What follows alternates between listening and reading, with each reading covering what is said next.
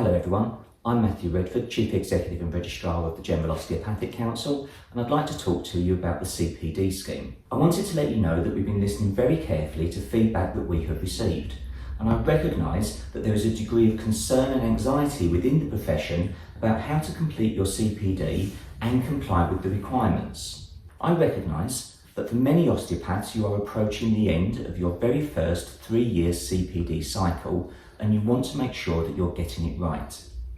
And so I want to reassure you that the General Osteopathic Council is not looking to catch you out, trip you up, or even to use the CPD scheme as a way of removing osteopaths from the register. That's not reflective of the organisation that I lead. We know that osteopaths are professionals. We trust you, and we want to provide support and assistance to help osteopaths meet their CPD requirements. So let's go back to first principles. The 3-year CPD cycle is not that different from the annual cycle that so many osteopaths currently registered would have undertaken. Let me recap. Over a 3-year period, you need to complete 90 hours of CPD, of which 45 hours is learning with others. And we would encourage you to spread that evenly across the 3-year period. We know that many osteopaths do significantly more CPD. We simply ask, when you renew your registration, to tell us how many hours you undertook in the previous 12 months. At least once across your 3-year cycle, you need to complete an objective activity, which might include a case-based discussion with a colleague or feedback from a patient survey upon which you've taken action.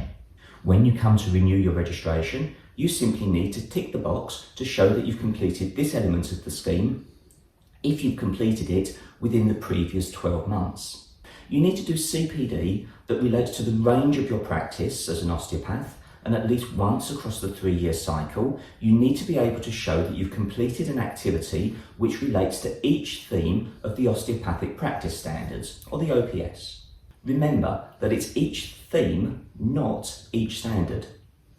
When you come to renew your registration, you simply need to tick the box to show which themes of the Osteopathic Practice Standards you've met in the previous 12 months. At least once across the 3-year cycle, you need to complete a specific activity which relates to communication and consent.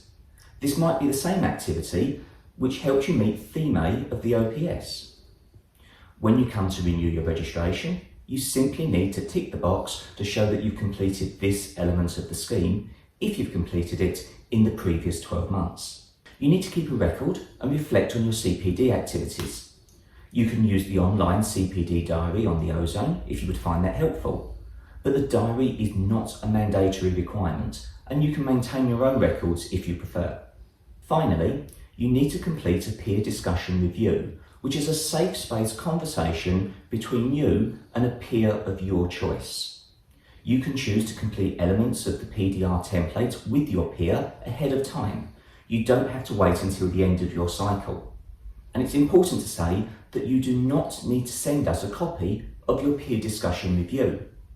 When you come to renew your registration, once you've completed your peer discussion review, you simply need to tick the box to show that you've done this in the previous 12 months. And, in a nutshell, that is the CPD scheme.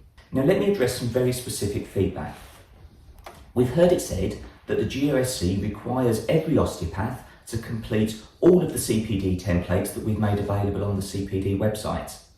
This isn't the case. The templates are not mandatory, they are optional, and they have been created to support osteopaths to meet the CPD scheme. The only form you need to complete is the peer discussion review template.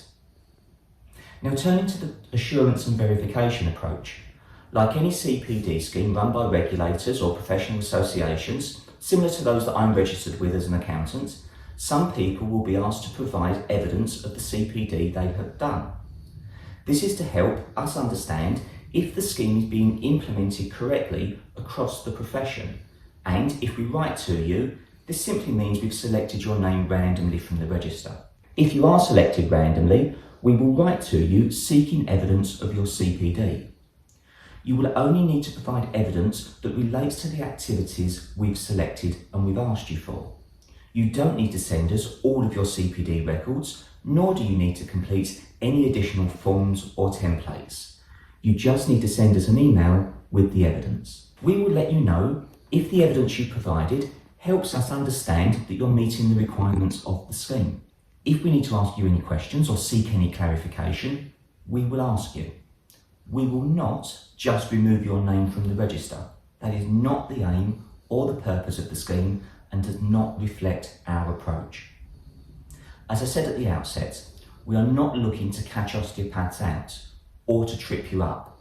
We trust the professionals we have on our register. We trust you. And so, I hope by watching this short video, you will be feeling more reassured that we want to work in partnership with osteopaths and to support you to meet the CPD scheme. If you want more help with the scheme, there are guides and resources, including a completed example of a peer discussion review template which you might find helpful. These are all available to you on our website, cpd.osteopathy.org.uk. Thank you for watching.